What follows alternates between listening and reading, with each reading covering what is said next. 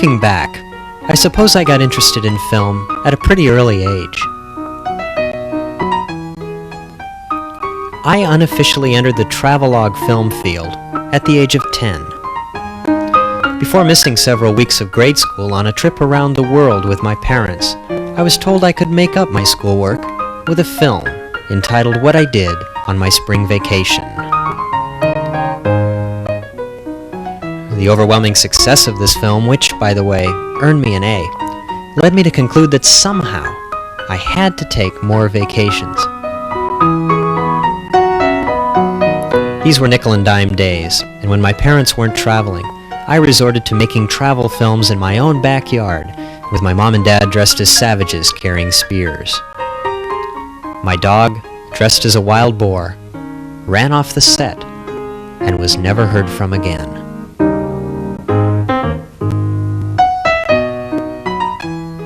The desire to travel never left me, though, and when at last I was able to, I took off on my own for more than a year on an overland journey across Asia. I carried with me only a knapsack, a notebook, and a camera. During this time I survived not one but two budget hotel fires in Malaysia. I walked into China as an independent traveler and lived in a Buddhist monastery in Thailand. I fulfilled an old dream of mine by riding freight trains across the wilds of New Zealand and supplemented my income by giving piano lessons on the only piano in Bora Bora. My journals are the source material for my films. I write in them almost every day, and in them I record my impressions of the people I meet, the many places I visit, and the often ludicrous adventures I find myself getting into. Finally, I've realized that the destination of any journey is not so much a complete understanding of a country, but a more complete understanding of yourself and where you come from. And that's why I call these essays Letters from Home. Hi, I'm Rick Ray, and welcome to my film, Iceland, Europe's Outback. When I started planning a destination for my second travel film, I decided to go in a direction that I hadn't been in a while. Not since my early days of travel with my parents. I decided to head to Europe. But I found, when scanning the map, that there weren't too many places in this part of the world that hadn't already been touristed to death. And then my eyes strayed up here, to the Arctic region, and I discovered Iceland, Europe's very own outback. Now, all I knew about Iceland was that it was covered by glaciers, that it had active volcanoes, and that it was the site of a semi-famous summit a little while back, in which very little was accomplished. So to learn more, I headed down to my local bookstore. And there, perhaps, I should begin quoting from my journals. I've been to every bookstore in town, and I can't find a single book about Iceland. You see, I have no books about Iceland. Mauritius, Upper Volta, Tonga, no problem. But Iceland, nothing. If I freeze to death on the frozen tundra of the north, I'll be holding my local bookseller responsible.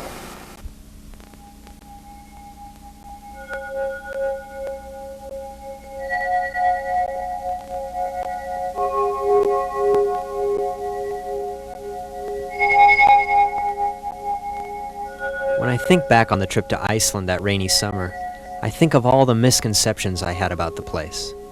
For one, just the name Iceland made it sound so frigid and uninviting. What was up here in this little country that hangs like a pendant from the Arctic Circle? Eskimos? Igloos? And how would I get around? In a dog sled, perhaps.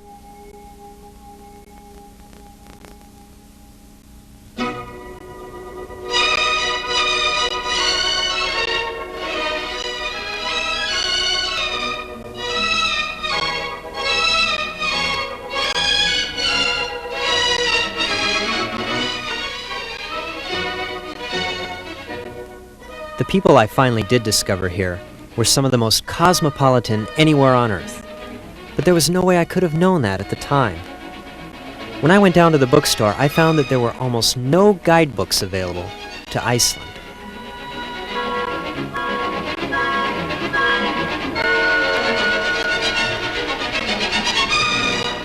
There weren't even any maps available. It was as if these people were perfectly content to be a well-kept secret. So finally I wrote to the tourist board and never received an answer. I was beginning to fear that perhaps the Icelanders weren't friendly people and that I wouldn't be welcome there. And it wasn't until much later that I learned that the entire tourist board consists of 3 people, and 2 of them have other jobs playing in the symphony orchestra.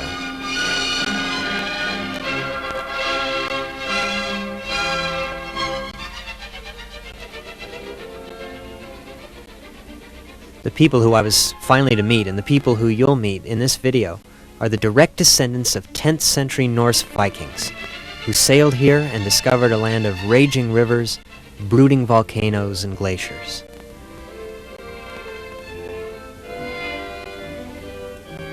Today there are people determined to laugh in the face of all the dangers that surround them, a people deeply in touch with their ancient past as well as modern fashion, who when life gets too stressful, just go out for a Sunday drive in the countryside.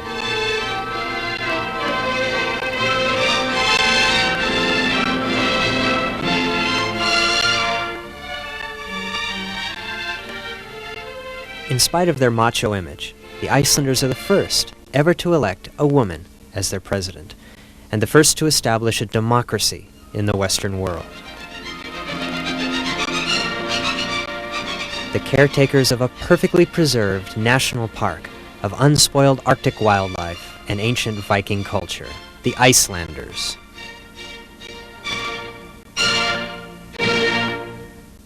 Iceland lies at 66 degrees north latitude. It's north of the south coast of Greenland, and it brushes the Arctic Circle. That's all my atlas said, and that's all I had to go on when I finally caught a flight out of New York City bound for Reykjavik.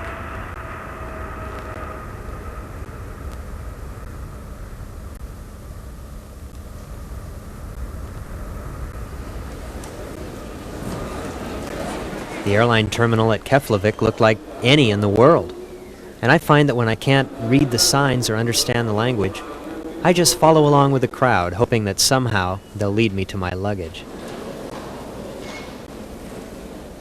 But here in Iceland I was thoroughly duped. The arriving passengers turned away from their loved ones and without even so much as a glance, began to pile en masse into the duty-free liquor store.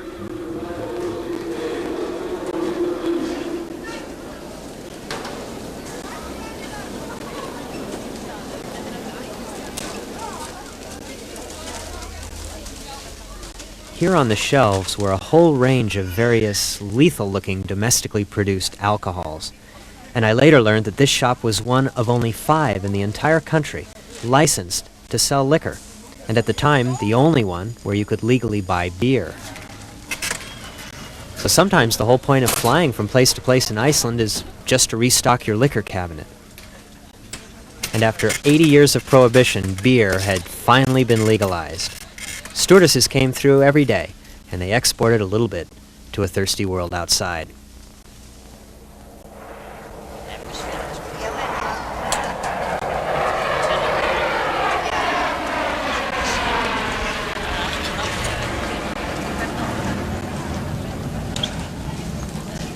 And so I added my suitcase, now a little oversized with a 6-pack of polar beer, to the well-stocked bar underneath the bus for the 60-kilometer ride into Reykjavik.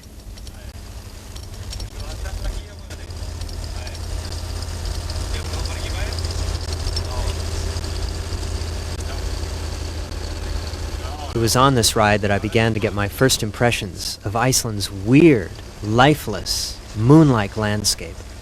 And to make matters even stranger, it was just after 1 in the morning. You see, the sun never sets up here in the summer, leading the locals to boast that you can leave anywhere on Earth and still arrive in Reykjavik in summer before the sun sets.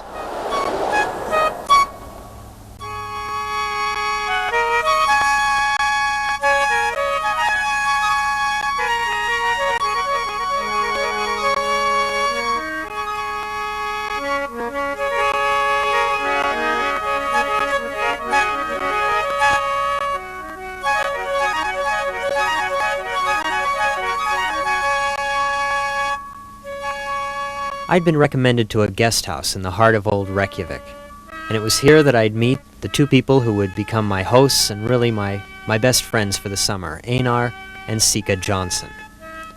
Einar was a retired sea captain who'd been to every country on Earth.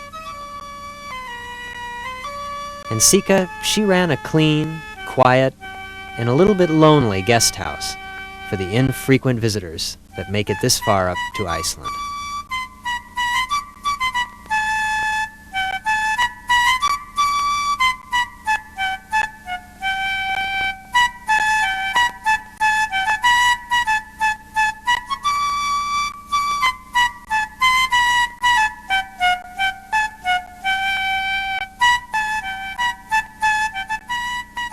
As you can see, Sika's guest house catered primarily to freeloaders of the four-legged variety.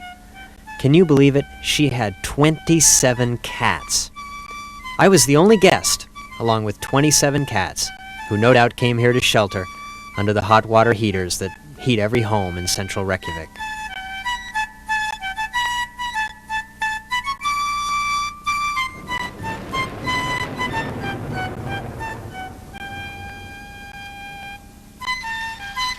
When I arrived, it was the usual, raining 27 cats a day. And what were the Icelanders up to? They were out celebrating the first day of summer. Now, I was told I should be glad it was light out. Forget the weather. These people had been waiting through months of 24-hour-a-day darkness for the coming of the summer sun.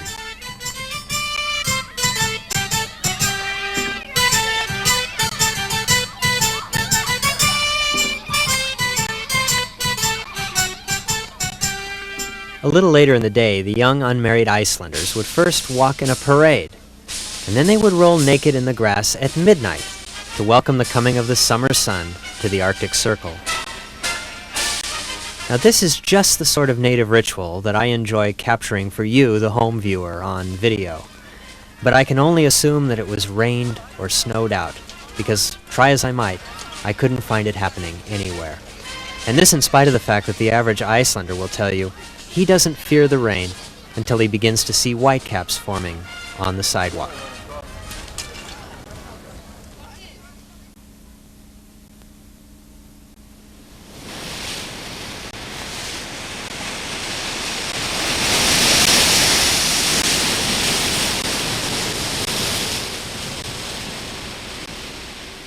On the 27th consecutive day of rain, there were whitecaps on the sidewalk. And I vowed that even I would roll naked if it would just help appease these wet-minded Norse gods. But you know, the lousy weather gave me a chance to study the incredible toleration Icelanders show for rain, and it begins when you're very young. First, you're wheeled out into an Arctic downpour in a specially outfitted, down-insulated, Gore-Tex-covered baby carriage. And then your education continues when your mother parks you and leaves you unattended on one of Reykjavik's crime-free streets.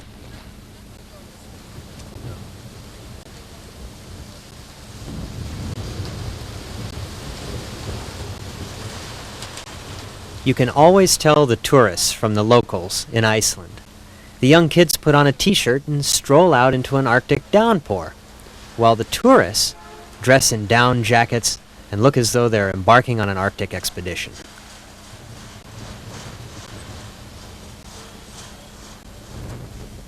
Finally, there comes a time when the young kids come out of the baby carriages and they go into the playrooms that are provided by every business in central Reykjavik.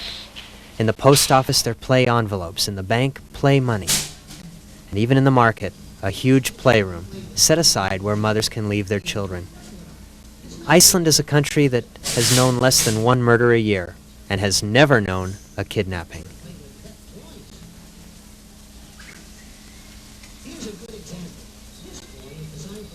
As I watched young people growing up in Iceland, I had to think that they were considerably different from American children. For one thing, violent toys, like all violent weapons, are outlawed by the Icelandic government. And when children play, they play very communally. One digs some dirt, another one pulls the truck, and another one dumps the dirt at a different location. In Iceland's society of 80,000 people, each member of society is indispensable, and this is drilled into youngsters at an early age.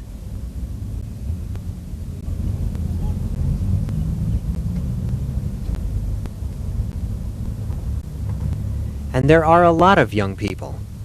Icelandic women are the most fertile anywhere on Earth. They don't often marry, though, and 2/3 of first births in Iceland are out of wedlock. This is because parents receive tax advantages from not marrying.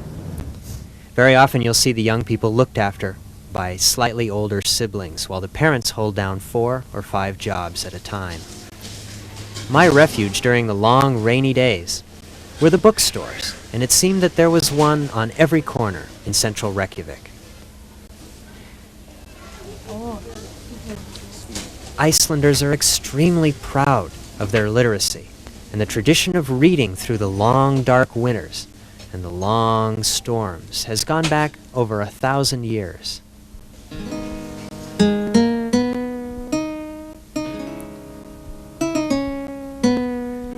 Today, the literacy rate in Iceland is 100%, and has been for 300 years in succession. For a city the size of Sioux City, Iowa, there are 6 daily newspapers.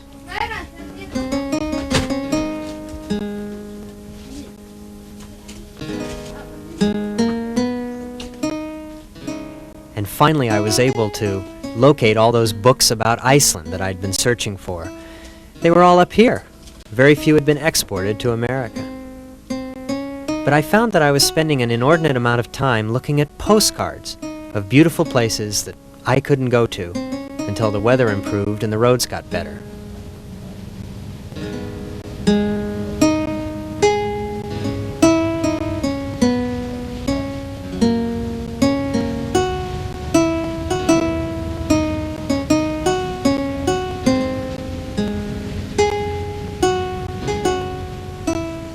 Although it seemed that everybody dropped their garbage on the street in Iceland, I really didn't feel too good about this and went back and picked it up.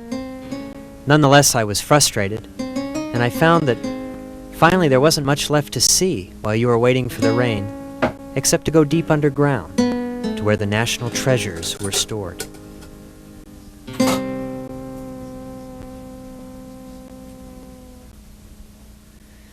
While other nations hoard examples of their past wealth, gold and jewels, Iceland's national treasures are unusual, unique. They're made of calfskin, vellum, and bearberry.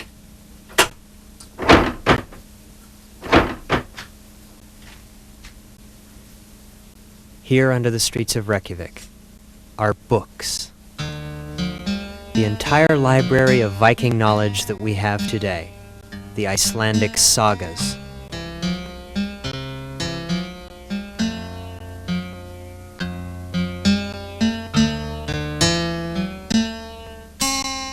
Partly historical fiction and partly fictionalized history, these are detailed stories, the entire library of Viking literature that we have in the world today, and in many ways very similar to our American westerns. But what fascinated me was that these manuscripts are not banished under glass in a museum somewhere, but they're active volumes that Icelanders, with good reason, can come down and simply go through and read.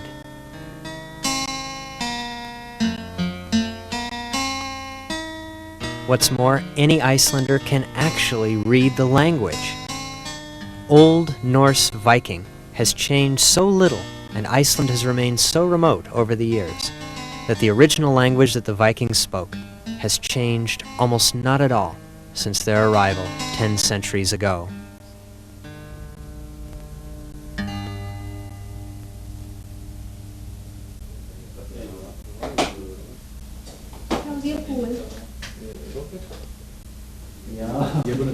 In modern Iceland, great pains are taken to keep and preserve that very image of pure old Viking history alive. Now, once a month, experts in ancient Icelandic meet to determine how all new words from the West, from telephone to television, will be translated into an old Viking word. The videotapes that help people pass their time during the long, dark winter are all subtitled meticulously by this committee, and that leads to a lot of fun, really. The committee gets to decide how words like R2-D2 and Robocop will be translated into an ancient Viking equivalent. The end result for you, the tourist, is that not one word in public is even vaguely legible. Most of them are about 40 letters long and bear no resemblance to anything you've ever seen before. If you move to Iceland, or if you marry an Icelander, you'll have to change your name to one of a very short list of old Viking names. Now that means that you take your father's first name and add son or daughter to the end. So if your father's name is Magnus, you'll be Magnusson. Or if you're a woman, you'll be Magnusdotter. So the name changes every generation, and to try to keep the name in the family, there are about 7,000 Magnus Magnussons in the phone book. So the phone book conveniently includes a brief description of the man after his name. He's 5'8" and works at the bookstore.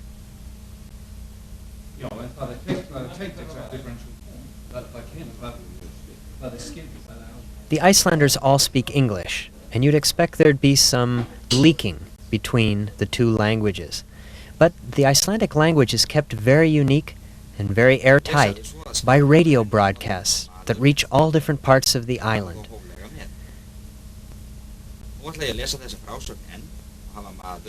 New words are broadcast by radio out to the populace, and then the government pays people a little bit extra at the end of the month to declare themselves writers and poets and adopt the new words into their works.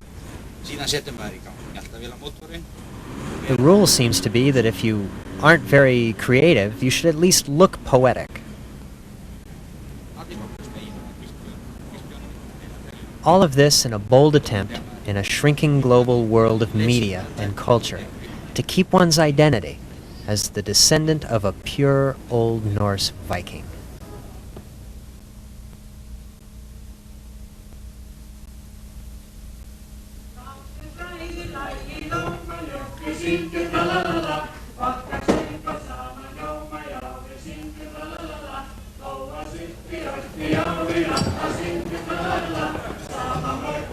One of the first things Einar and Sika did for me was to take me out to an Icelandic family reunion. Now, it's often said that the Icelanders are not a small country. They're one big family. And it seems that family reunions are far more of a tradition than what we know in the West. In many cases, the Icelanders have traced their ancestry back to the original Viking canoe that came to their shores and divided themselves accordingly.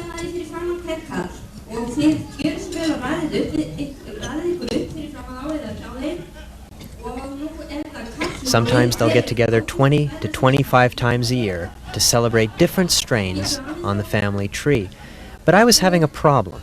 As I was looking around at these direct descendants of Vikings, they didn't appear to me to be that way at all. The men and women weren't even rough-edged, and yet they had supposedly directly descended from rapacious marauders from Norway.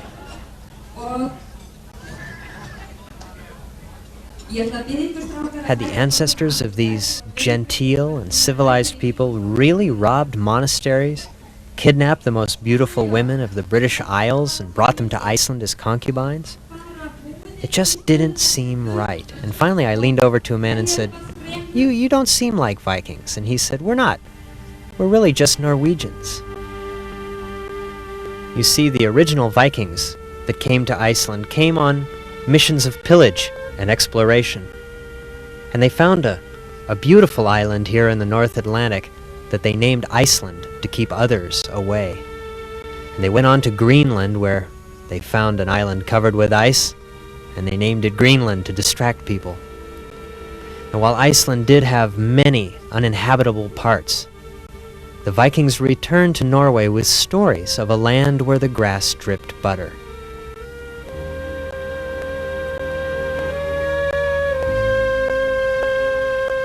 The word circulated, and eventually groups of wealthy Norwegian farmers decided to set sail for Iceland, where the grass dripped butter, in hopes of establishing a democracy and a tax shelter where they'd be free of the King of Norway, who was taxing them into poverty.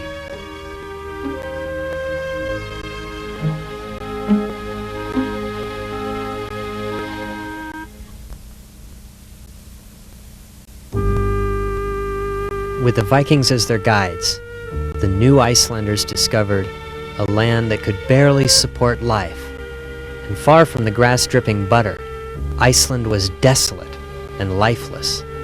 Only 1% of the land could support crops. In its history, Iceland has never been connected to any landmass. It was not on the path of any historical migrations, and it remained empty while great civilizations rose and fell. There were only a few Irish hermit monks here, and they quickly disappeared. The saving grace for the Norwegians were their ponies that they brought with them.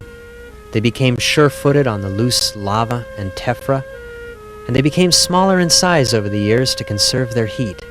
And in short, they became Icelandic ponies, the most sure-footed and gallant horses in the world.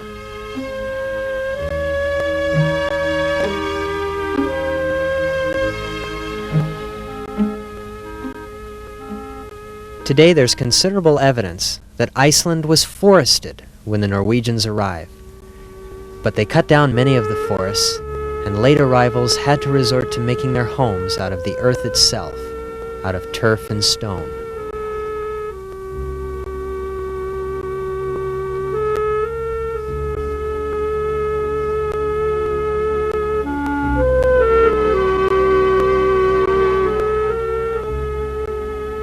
Today, with permission from the landowners, you can go into these turf and stone houses and have a look around.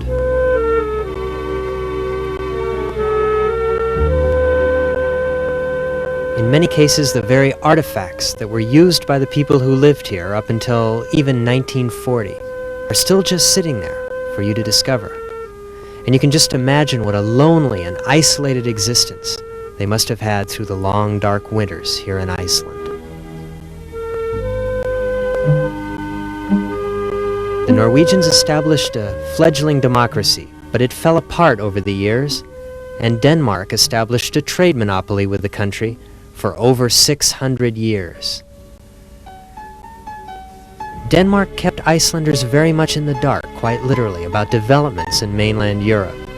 Icelanders never knew there was a Renaissance or an industrial revolution, and when explorers found Icelanders, they found them in the 1900s living in a perfectly preserved national park of the Middle Ages. The natives had taken to building their homes out of driftwood. But even today, life in Iceland, outside of Reykjavik, is lonely, on the least populated island per square mile on Earth.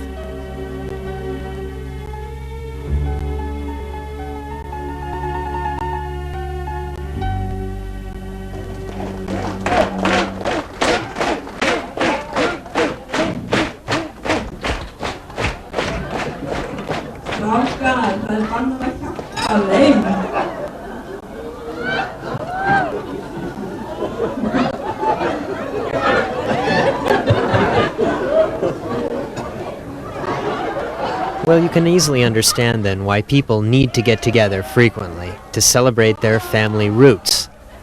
I'm not exactly sure what was happening at this family reunion, but apparently the old unmarried men had to get undressed, and then their clothes were substituted for women's clothes. Just a little fun at the Arctic Circle.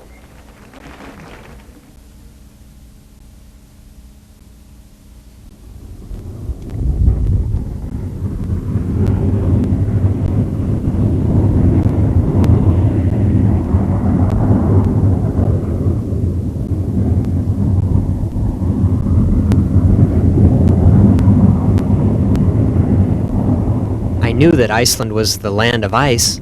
That's part of the title. But I didn't realize that it's also the land of fire.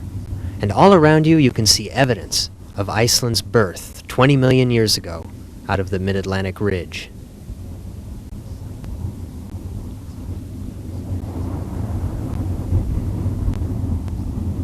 If you believe that a meteor struck the planet and wiped out the dinosaurs, there's only one place where that meteor might have landed, and that's in the North Atlantic, creating this island. And you can easily understand why the Apollo astronauts chose Iceland as a practice site for their early moon missions. The Mid-Atlantic Ridge is a fault line and a mountain range, that runs the length of the Atlantic Ocean, and it only comes ashore in Iceland. One of the strangest sights on the island is to walk directly up to the fault line and stare down into it. This is the newest land on Earth, and here you can have 1 foot on the European plate and 1 foot on the American plate. Don't stay there for too long, because the fault is moving apart at the rate of about 3/4 of an inch a year. Iceland's environment is both a blessing and a curse. The rain that falls constantly on the island seeps down into the groundwater and then comes boiling back up after making contact with the mid-Atlantic ridge and the hot lava. And that creates one of Iceland's only natural resources: hot, boiling water.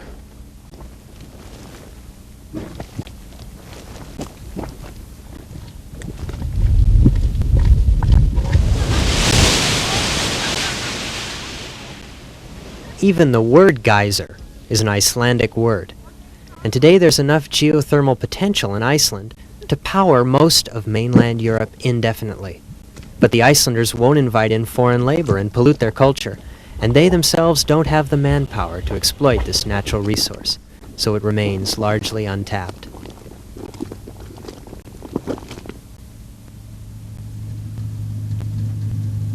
On that 1% of arable land, Icelandic farmers can only grow a primitive grass, which they use to feed their sheep during the winter.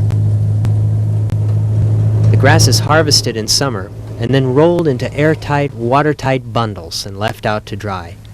Both the grass and the sheep will be taken in during the wintertime when it gets too cold. But to me, these bundles always looked like marshmallows. One of the biggest disadvantages of any tourist visit to Iceland are the prices, and virtually everything is imported to the island. It's a mystery how the Icelandic people can afford to live under these conditions. I was surprised my first night to pay almost $30 for a hamburger in a restaurant.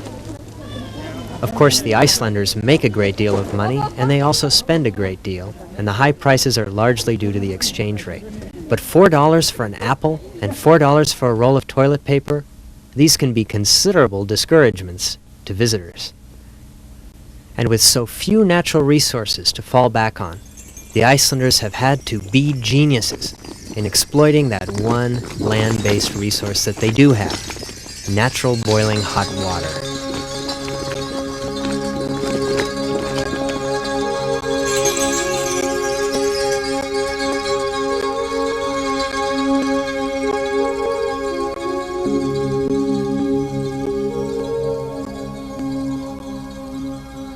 By piping hot water out of the ground and running it through pipes in greenhouses, the Icelanders have begun to grow tropical fruits and vegetables at the Arctic Circle.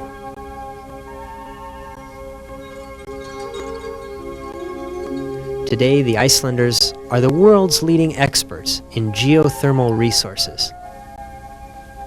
One commodity that is relatively cheap in Iceland is electricity. And today, electric-intensive businesses like aluminum smelting are encouraged to come to the country. The hot water is piped through homes to heat them. It's even piped under the sidewalks in the wintertime to melt the snow. There's talk today of shipping boiling hot water from Iceland around the world in container ships where it will lose only a few degrees, and of generating enough electricity for many other countries. One of the most recent movements in Iceland has been to plant trees and attempt to reforest the island to make it look much the way it did when the original Vikings arrived. And today seedlings have been brought in from Colorado, from the Sierra Nevadas, Alaska, and Siberia, raised in greenhouses, and then planted out in the countryside. But even pine trees have trouble adapting to the harsh, icy winds and the very cold conditions of Iceland's winter. And today only the Siberian larch is a survivor. College students make a little extra money during the summer by going out into the middle of the Outback and planting trees.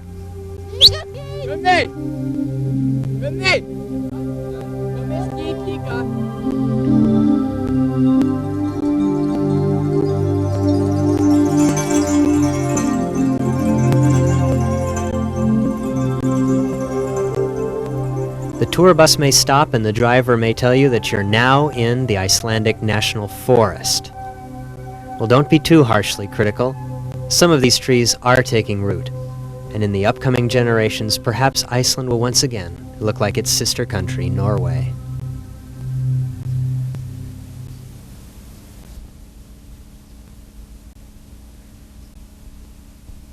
But how in the world do the people ever survive?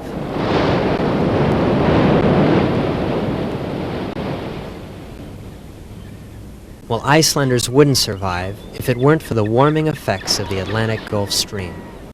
This is warmish water, and it's perfect spawning and breeding ground for fish. And today, 95% of her exportable income comes from fish and fish products. I was invited out on a fishing trawler, and I went down to the docks expecting a rickety old vessel. I found myself on a $5 million state-of-the-art ship. The captain had very little to do but sit back and watch as radar and sonar located shoals of cod beneath the surface of the ocean.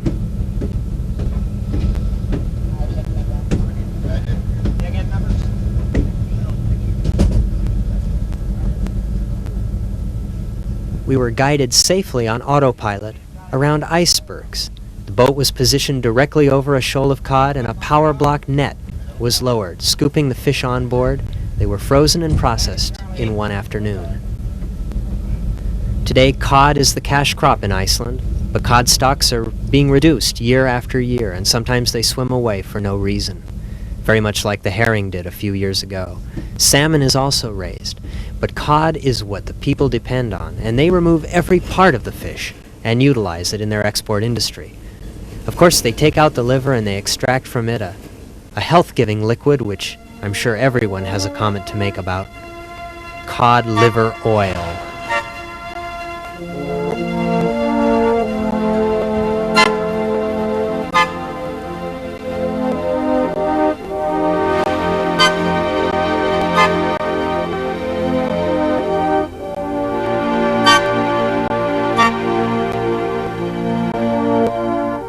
Can you believe there's a man back in Reykjavik that makes a living by taste testing every batch of cod liver oil?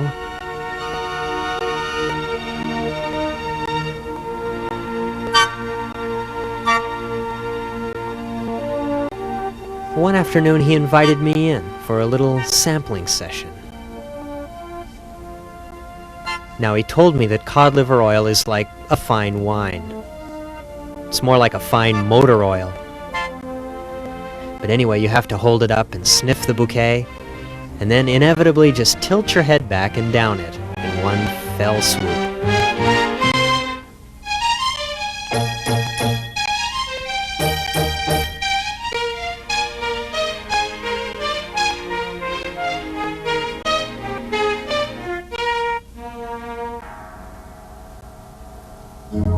There was one aspect of Iceland's fishing industry that disturbed me.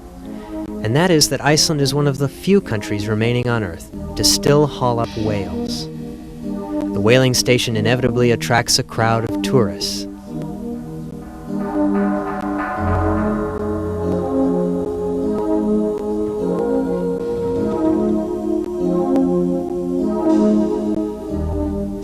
The United Nations has declared that Iceland can take only 60 whales a year for scientific research purposes. But I forced my way into this whaling station, and I'd like to ask you if what you're seeing is scientific research, or perhaps the preparing of whale meat for the Japanese whale meat market. And if you looked around, you could see the Japanese brokers right there on the docks, slicing and preparing the meat for export.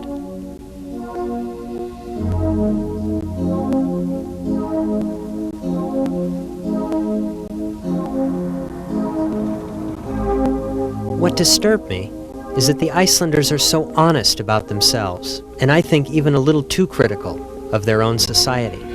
And yet seemingly right down to the last man and woman, they supported the practice of whaling, and it was something that I couldn't understand.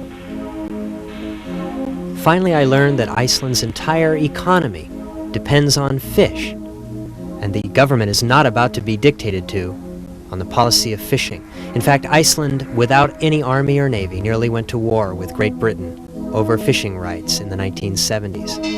And so the whale, and the right to take it, has come to symbolize Iceland's economic independence from the rest of the world.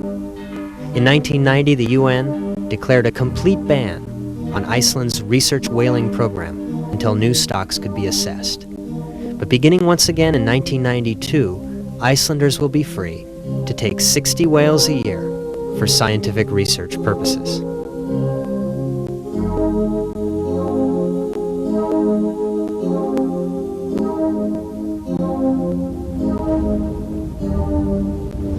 Having been out on the fishing boats, I can truly understand how difficult life is for the Icelandic fishermen.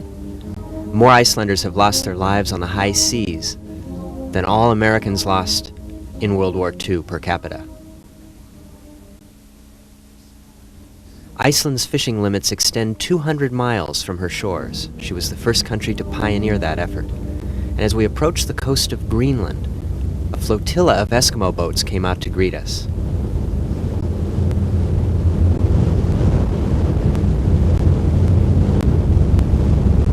They led us into the small port of Angmasilik on the east coast of Greenland.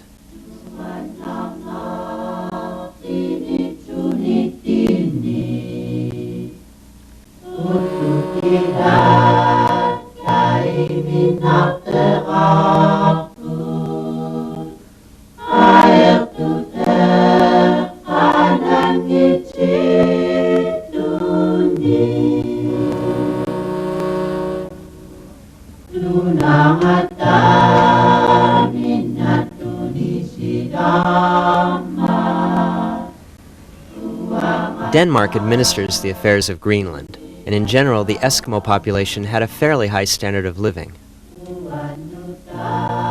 They made their living primarily from fishing, and the short summer season was only long enough for a little bit of grass to grow and for the husky dogs to wean their pups.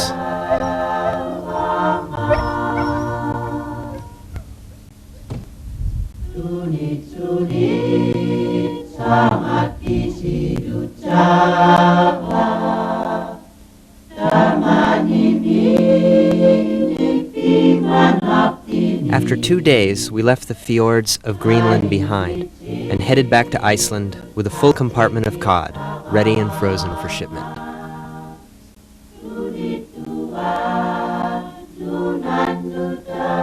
There were times when Iceland seemed like an all-female society, when all the men were out on the high seas fishing. You could tell when a fleet had returned by the cod that would hang from wooden stakes behind the homes of the fishermen. Here the bodies of the cod would be hung out to dry, and they'd become rock hard in the insect-free air. Now this is sort of an Icelandic beef jerky called hardfisker. And I truly think that if I was stranded on a desert island with only hardfisker, I'd prefer to eat my shoes. But if you're a real man in Iceland, you're supposed to eat this like it's ice cream. Just walk out on the street and rip a section off it, and then continue on your way. Well, I wasn't about to have my manhood slighted, so I thought I'd give it a try.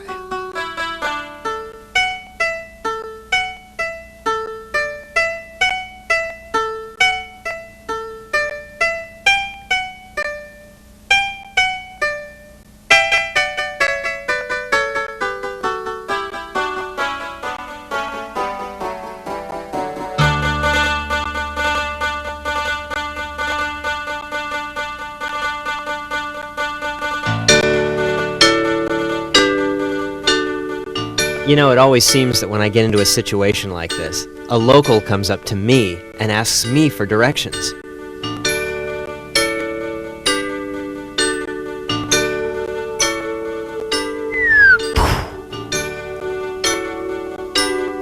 Well, she must have thought I was a complete idiot, but she did offer to help me out. And ultimately, there's only one way to get rid of this stuff.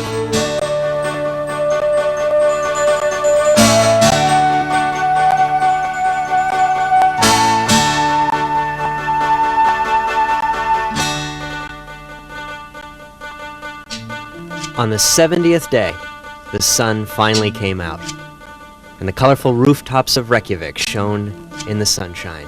It was a time for celebration, and the merchants even brought out their latest in summer fashion.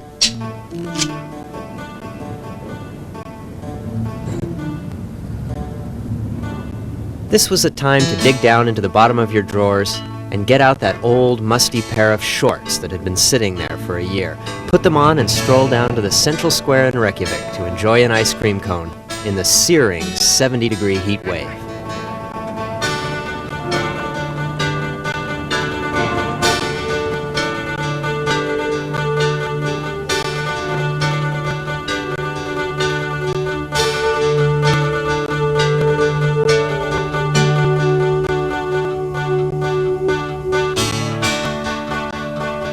And finally, I decided that I too would roll in the grass to welcome the coming of the summer sun, although not naked.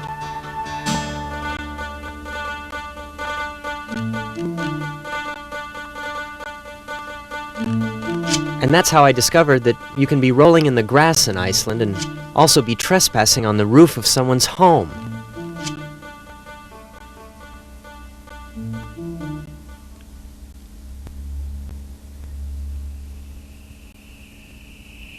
As the months rolled on, and it came to be mid-August, the sun would actually go down for a few hours in the evening, and there'd be a prolonged period of twilight.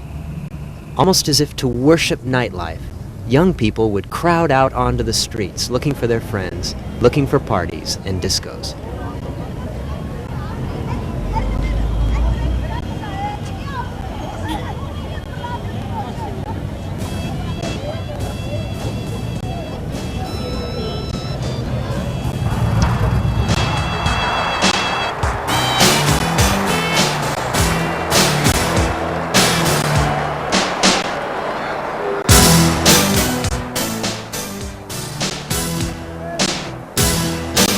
I would never have suspected it, but lonely little Iceland sets the standard in nightlife for much of Europe. Come Friday and Saturday night, young and old alike crowd into the discos and the bars. The favorite drink of choice is called brennivin, the Black Death, made from fermented caraway seed. It's 90% alcohol, and just a touch of it in a glass of Coke brings the Viking out. It's often said about Iceland that it's 90% uninhabited and the rest uninhibited. And if we think of Scandinavia as being a particularly liberal place, well, Iceland sets the standard for Scandinavia. I recall seeing near total nudity at 4 o'clock in the afternoon on television. And when it came to banning films, those that were banned were very violent.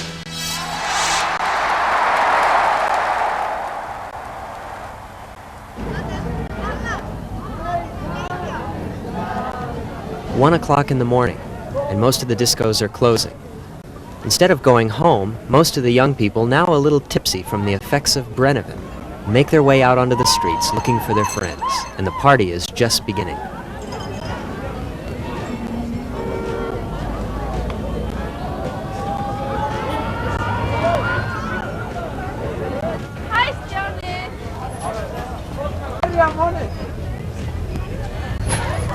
In some ways it looked like a mini riot scene, and yet the police were very mellow and very passive, even when people would break bottles and shout right in their faces.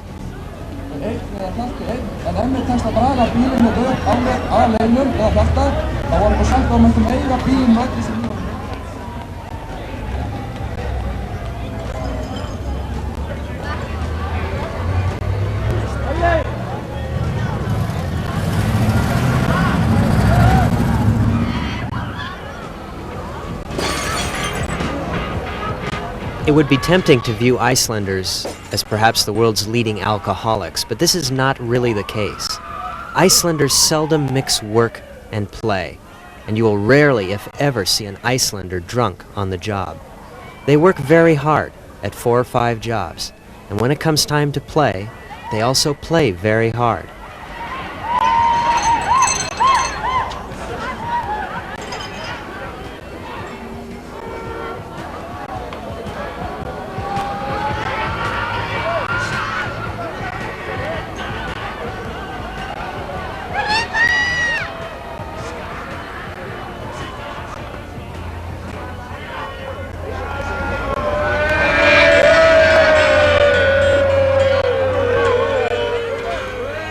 Needless to say, this is not an aspect of their culture that they're proud of, and several times we were censored. As the sun begins to come up at 3 in the morning, the party is still going on.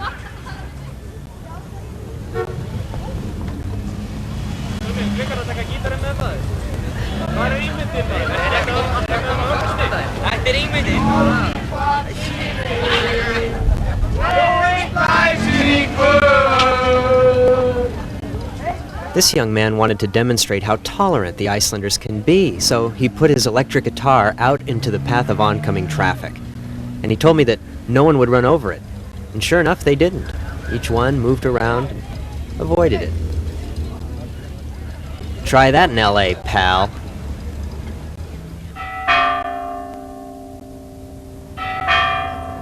"5 in the morning.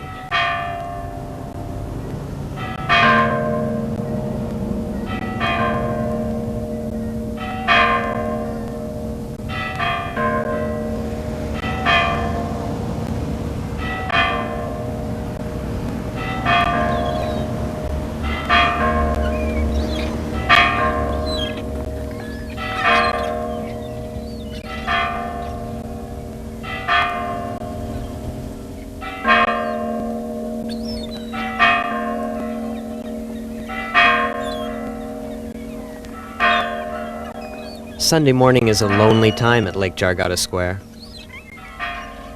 And as the last few people make their way home with a headache, the magical transformation of the downtown area begins.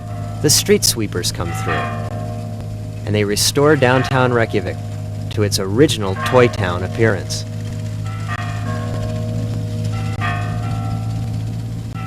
Icelanders are nominally Lutherans, although come Sunday morning, church attendance is amongst the lowest in the world. On any given day of the week, you can find Icelanders at their new place of congregation, the hot water pools. These have largely replaced the 19th century cathedrals and churches that dot the countryside, and today even the smallest town in Iceland has its own hot water pool where people will congregate regardless of the weather.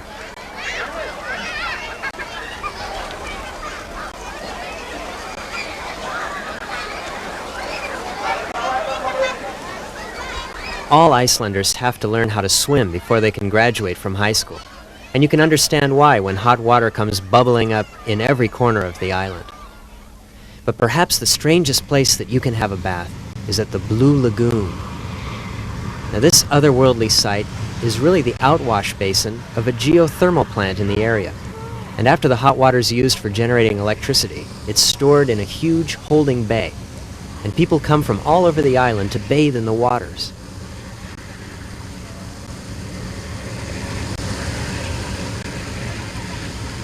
Some say these waters have mystical powers, and many claim that skin diseases and other problems have been completely eradicated after bathing in the Blue Lagoon.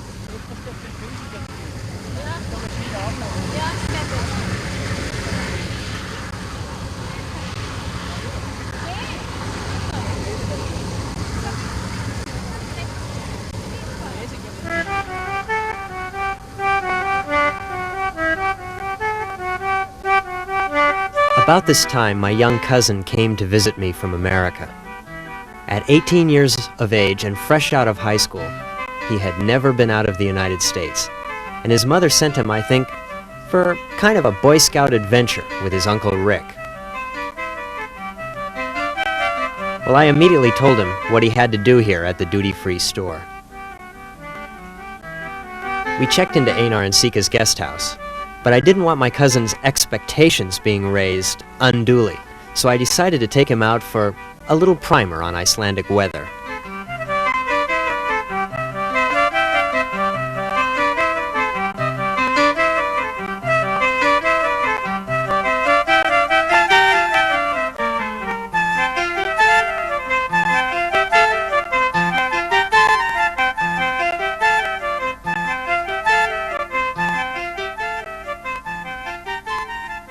Sika wanted to do something traditional for my cousin, so she made him a boiled sheep's head.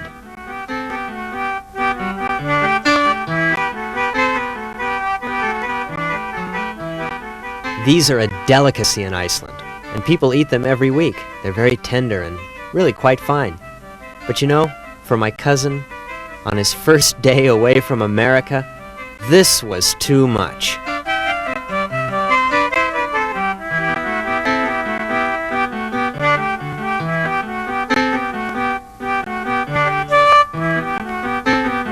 Not that having been there a month already helped.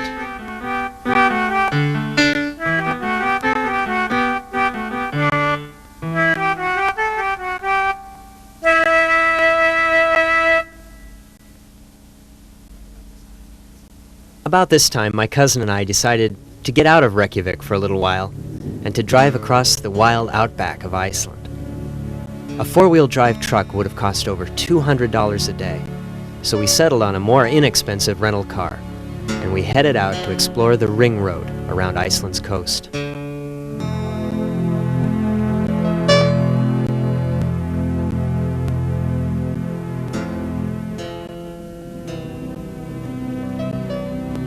As you leave Reykjavik, the roads look great.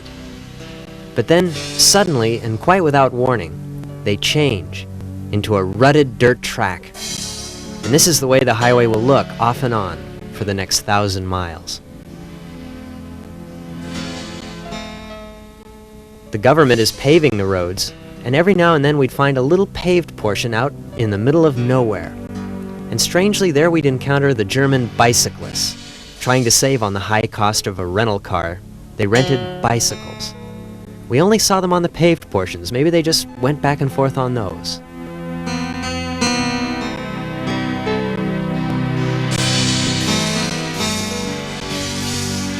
You needn't go far from Reykjavik to get back to nature.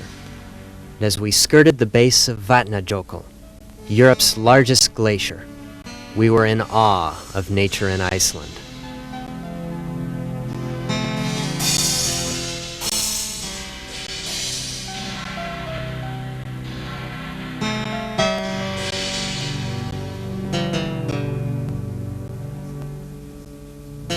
There were only a few outposts in the countryside, small gas stations, where gasoline cost $4 a gallon. And the end result is that with the roads in poor condition, prices high, and most of the population living in Reykjavik, life in Iceland's backcountry is lonely, and you feel as though you're discovering it for yourself for the first time. Some of the roads were so seldom traveled that there were birds nesting on them.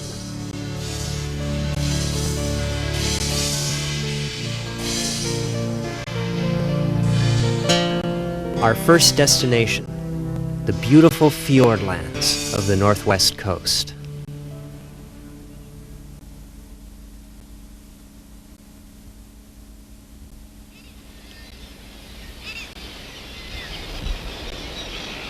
The northern fjords provide summer high-rise homes for various migrating birds. Each different level of the cliff is home to a different species of bird.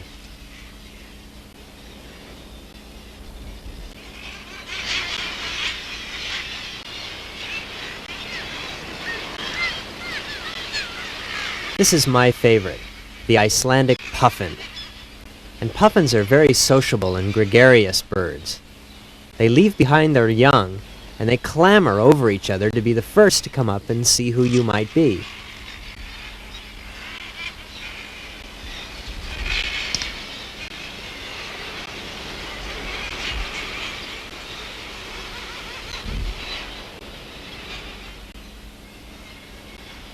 As I looked at them, I thought, nah, these aren't real birds. These are our house parrots gone kabuki, wearing turtlenecks. And they stroll about on the cliffs with the demeanor of old professors contemplating the meaning of life.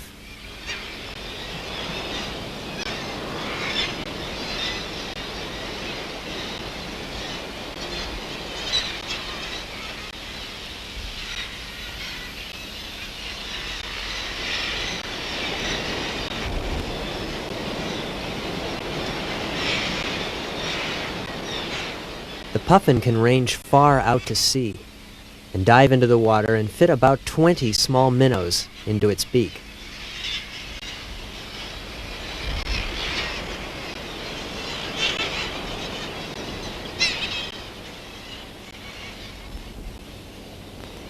Here you can get an idea of just how close you can come to the puffins. You can nearly reach out and touch them.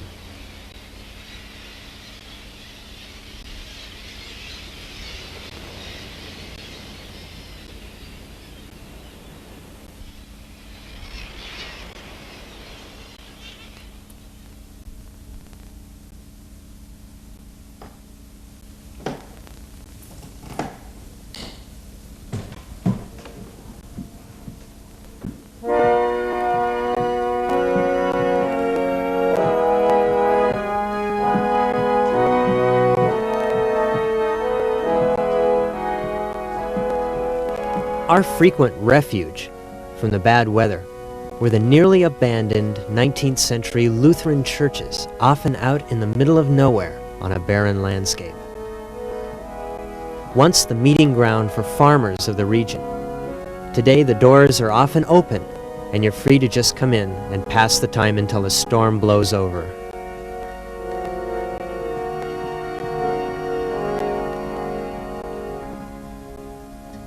And then, once the clouds have cleared, you're on your way, and you're free to discover some of the great wonders of nature on the road in Iceland.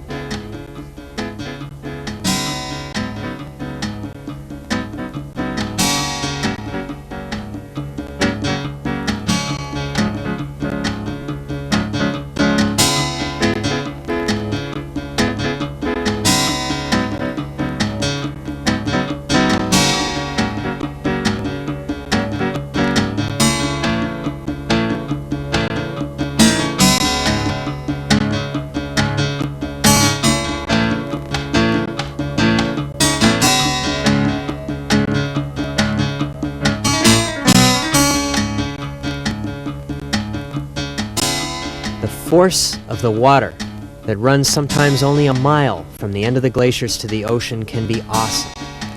And at times a geyser will erupt beneath the glacier and send a wall of water roaring down the mountainside, wiping out everything in its path.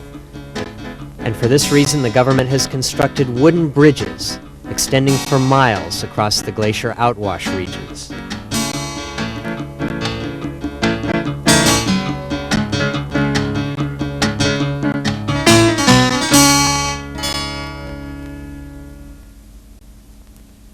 Mind you, all is not peaches and cream on the roads of Iceland.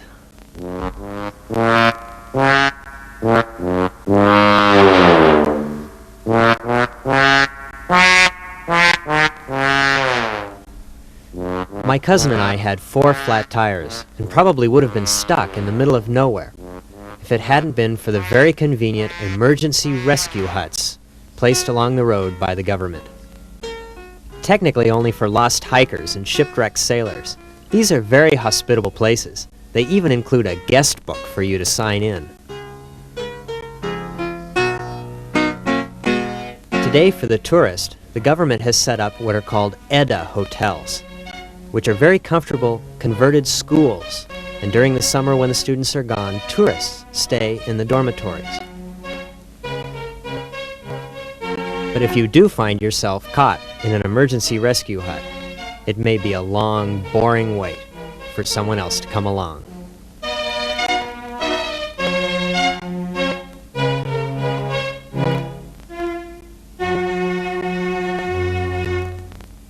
It was a little embarrassing to wake up the next morning and look out and see just how close you'd been to civilization the night before.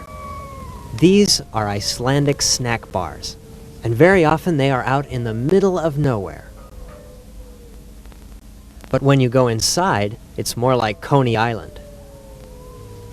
These are major centers for people to stop as they're driving through and for farmers in remote regions to come when they need supplies.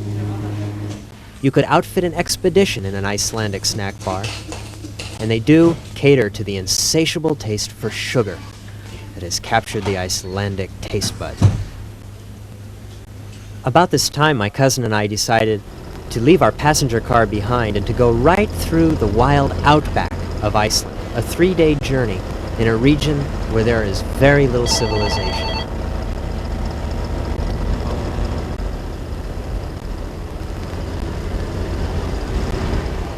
But I felt rather confident. We were on a bus full of Icelanders, a four-wheel drive Mercedes that was capable of going right through the unbridged rivers.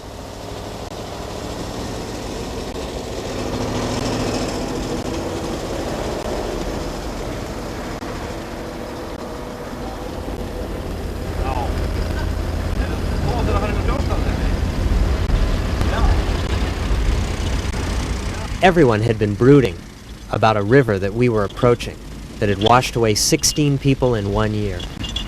And because it changed its course unpredictably, no one could chart it. Even the Icelanders were a little nervous, but not the driver. He paused for 1 second, took a look at the river, and then in we went.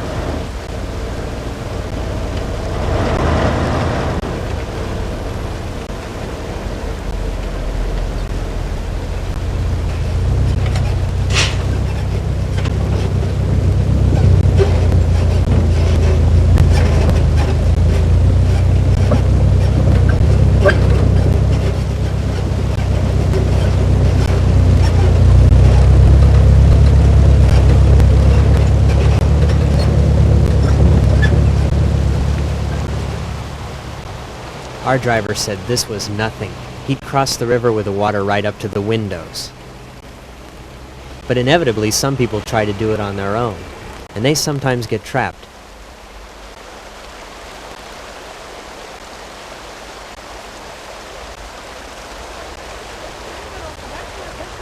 They were having a party in the back seat drinking Brennivin. Fortunately, in Iceland, there's a very efficient search and rescue crew that will come out and save your life if necessary. They will also charge you cash for the rescue.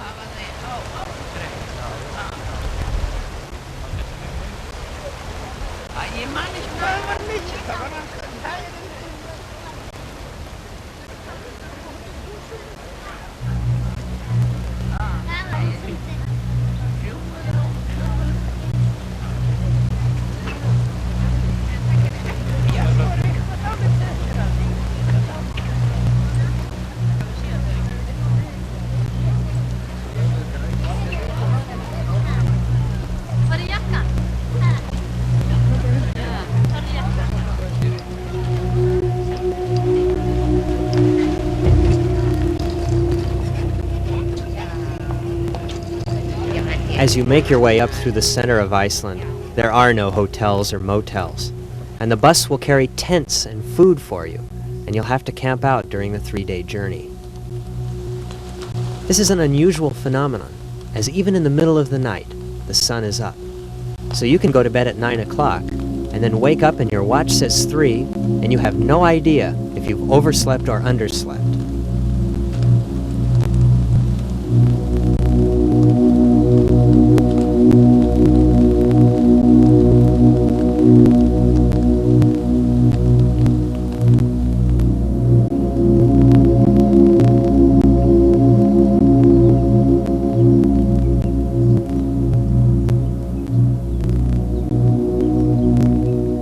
Some of the signs along the road were truly unique.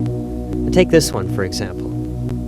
It says, "Stop, warning, earthquakes, active volcanoes, do not enter, go home."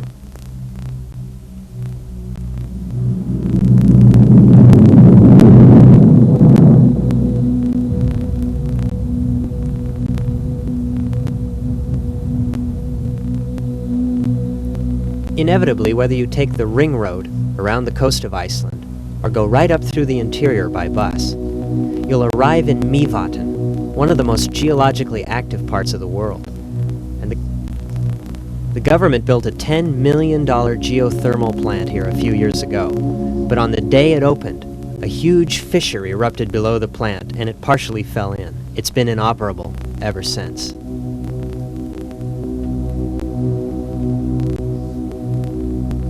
The people who live in the tiny town of Mývatn, at the base of one of the most explosive volcanoes on Earth, are completely unique. They cook some of their food in the hot earth.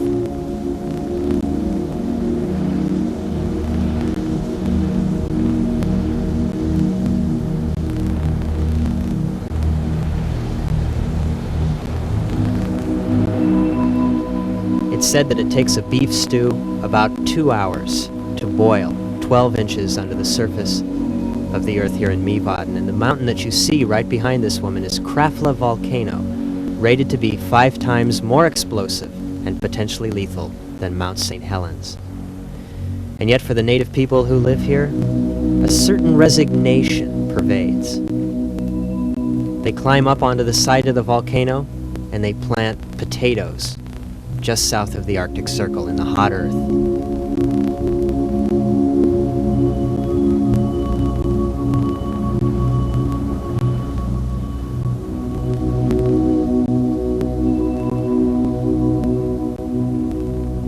Mývatn is a great tourist area, one of the top attractions in Iceland. But little do they know that when visitors come to the hotel here and eat in the dining room, just below them, in a room facing the mountainside, is a 24-hour manned watch.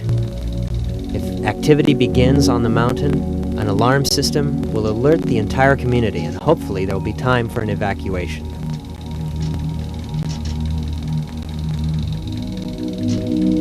Earthquakes rattle the area constantly, and as you look around Mývatn, you can see evidence of the damage.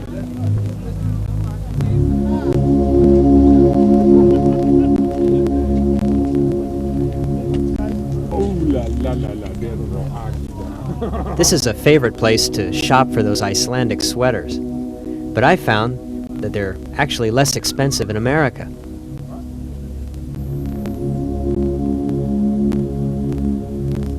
As you look around you in Mývatn, you can see evidence of cataclysmic damage brought about by previous eruptions. And yet the people just go on with their daily lives.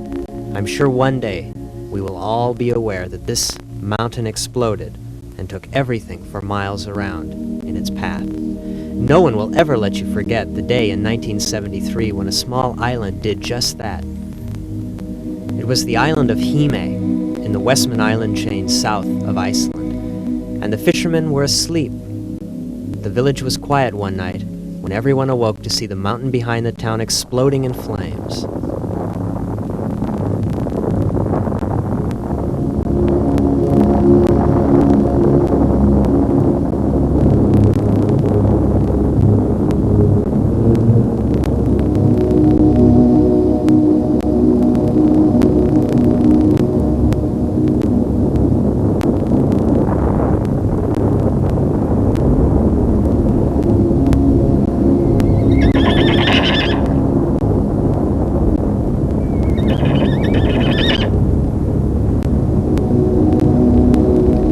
Absolutely no warning, just 2 sharp earthquakes, and then the villagers looked out their windows to see the sky lighted with fire.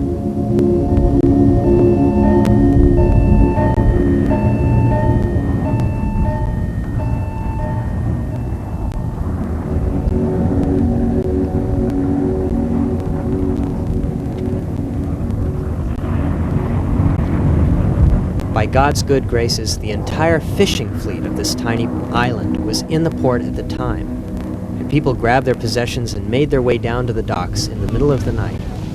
No one was hurt or killed in the evacuation of Hime.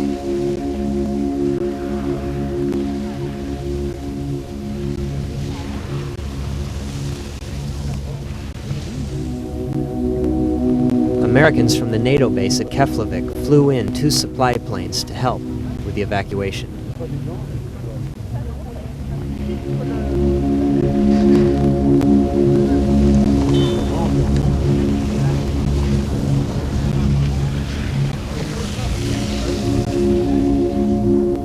And then for the next 3 weeks, the locals could just sit back and watch as a volcano consumed their island. There began a bizarre series of tephra storms. Tephra is hot molten lava that's cooled in the upper atmosphere, and it rains down. Still hot on the inside, it can start fires.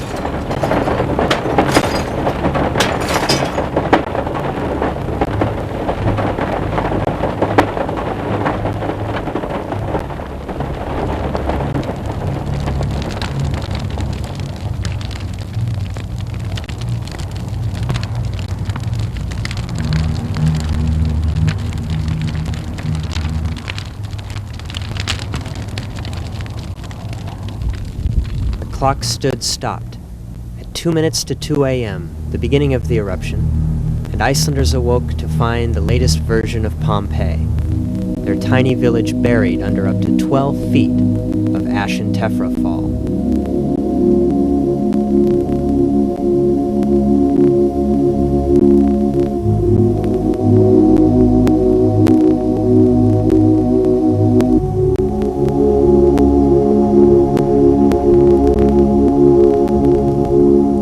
Was very loose and light, but in mass it was extremely heavy, and buildings could not sustain the weight of all of the ash.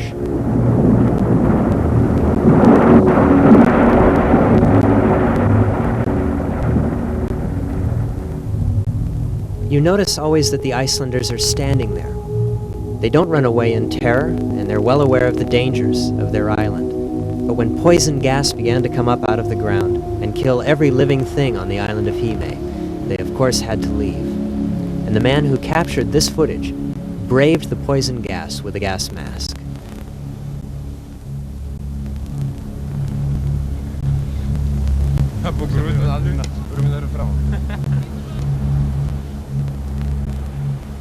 And then things went from bad to worse. The worst winter in recent memory.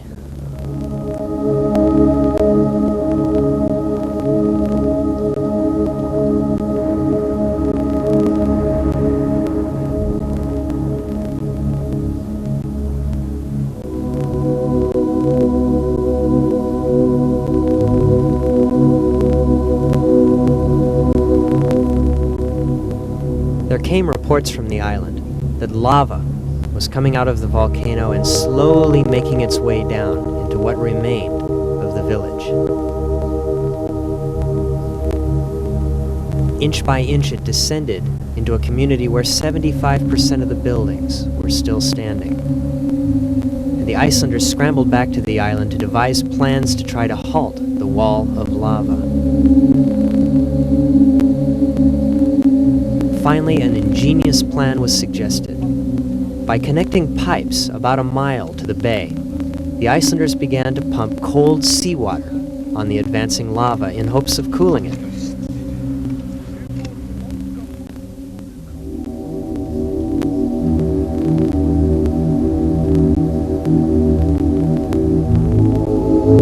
Scientists told the Icelanders that their efforts would be futile. We see volcanoes erupting under the ocean all the time, and a little seawater poured on advancing lava would have minimal effect. But the locals had their own self-interest in mind as the lava was inching its way to cut off the harbor, responsible for 40% of Iceland's wealth.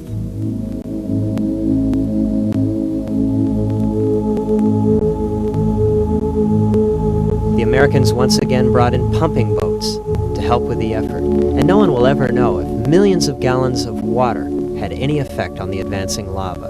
But what we do know is that it cooled and stopped 100 yards from the opposite shore, improving the mouth of the harbor. And even before the lava had completely cooled, ships were making their way back into the port, with locals intent on digging themselves out of the ash and the lava and starting their lives anew.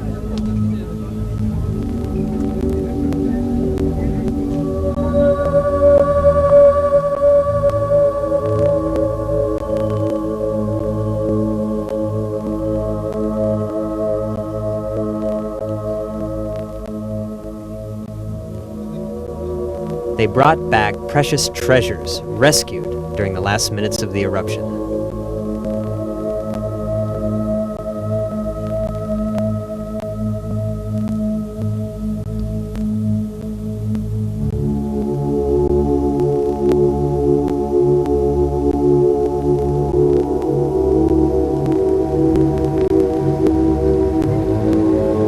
Over the course of the next summer, every resident of the island of Hime began to dig themselves out from up to 12 feet of ash.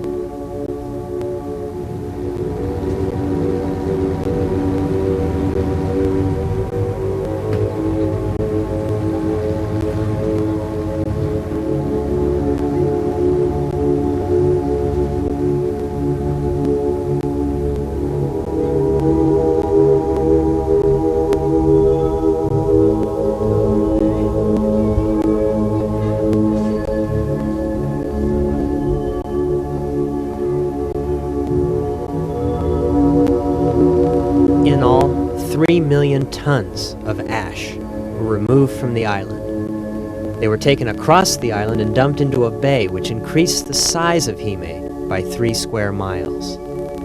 And there emerged like a phoenix from the ashes the new town of Vestmannaeyjar. And today 75% of the buildings that were once buried still stand in one of Iceland's premier tourist attractions, the island of Hime and the small fishing village of Vestmannaeyjar.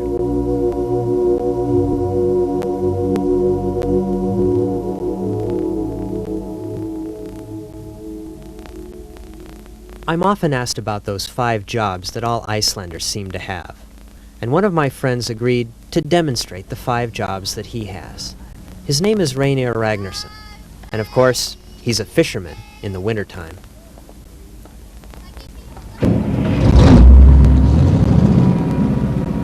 During the summer, though, he's found a way to make money with his fishing boat.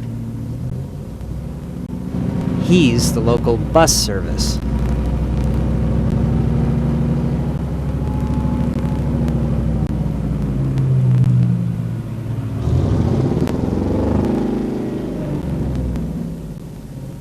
One word of warning, though.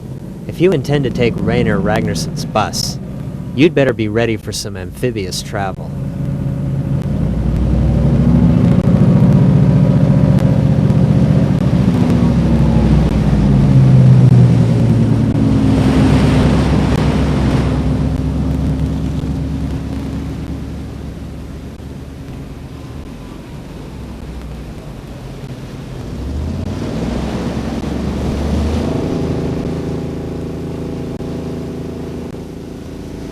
Those are 2 of Reynir's jobs, but he also lives at the base of a glacier where pieces of an airplane have washed up over the years.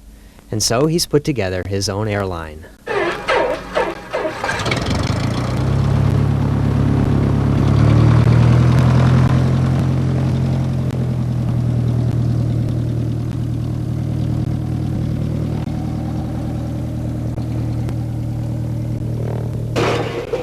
Not only is he the pilot of his own plane, the driver of his own bus, the captain of his own ship, he's also the town police chief.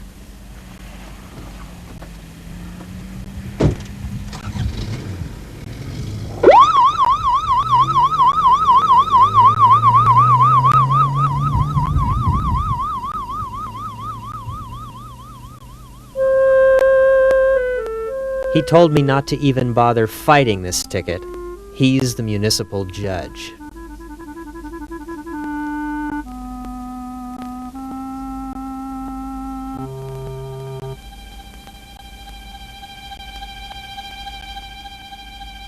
For 3 months, from November until late February, this is how it looks in the northern fjords at noon. The sun never crests above the mountains. And this is a time when men, if they're not out on the high seas fishing, retire indoors. And Iceland boasts an inordinate number of artists, craftsmen, and writers.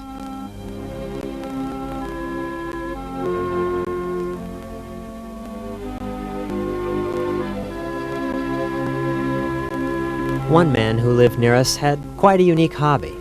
He created driftwood sculptures.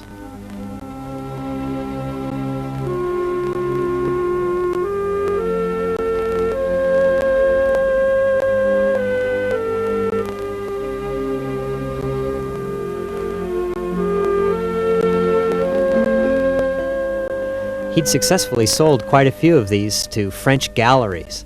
But I'll tell you one thing, 5 jobs or not, I'm not going near his barber shop.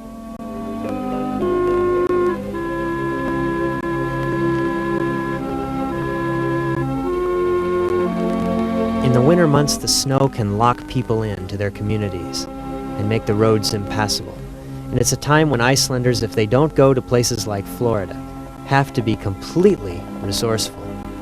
And that means that you have to carry your own food, store it, and if your totem pole needs something like eyebrows, you just have to make the best of it.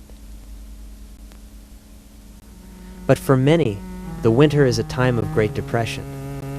And I was shocked to learn that in Iceland there was 1 murder a year, and on the average, 40 suicides. Many claim that they get up, they look out listlessly at the sun hovering over the horizon, and they feel no motivation.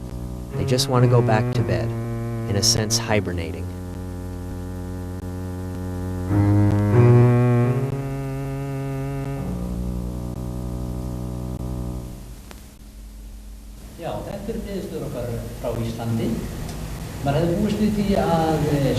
The phenomenon of seasonal depression, known as the winter blues or SAD, is very familiar to scientists in Iceland. It's a condition that is as much physiological as it is psychological. And when we don't get enough sunlight in through our eyes, we don't produce a drug in our bloodstream known as melatonin. Without melatonin, one begins to feel depressed and lethargic. Icelanders lack melatonin during the winter time, as they seldom see the sun, and the prescription and treatment are so simple and so clean and drug-free that they're almost intuitive.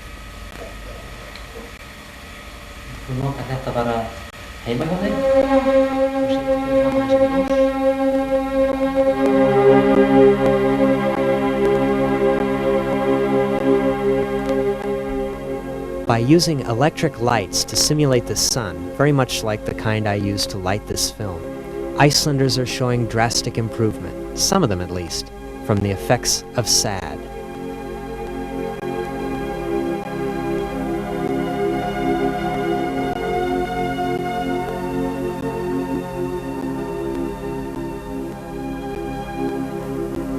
By using electric lights in their homes for 15 minutes a day, many, once depressed, victims of SAD have shown immense improvement.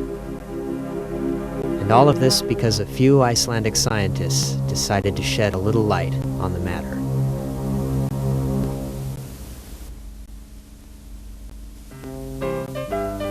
Our Visa cards nearly gone bust.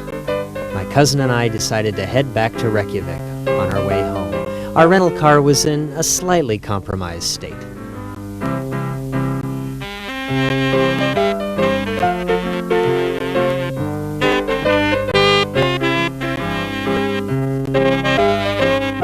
Needless to say, our rental agent wasn't exactly delighted.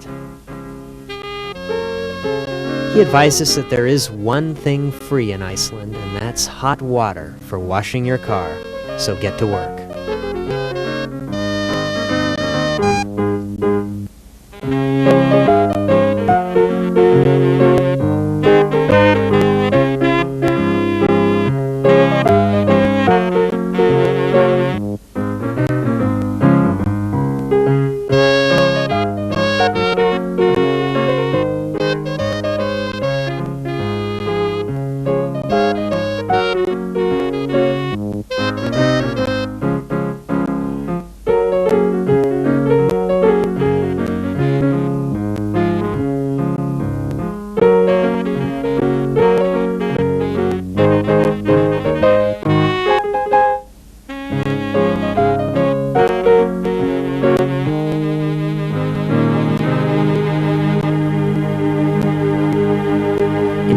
Came time to look back on Iceland, a country that I still wake up to from dreams.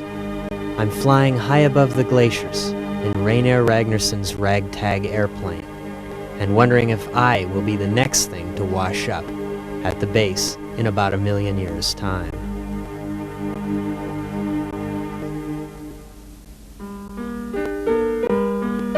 And then I think about a people who live here, who live not against nature, but in spite of it. A highly intellectual, highly civilized culture.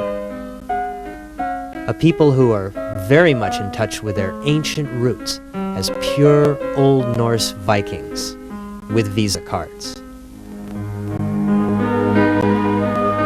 And a people who are conservationists at heart, who've never desired that their island be discovered by anyone else, and even today only want people to find it and accept it on their own terms.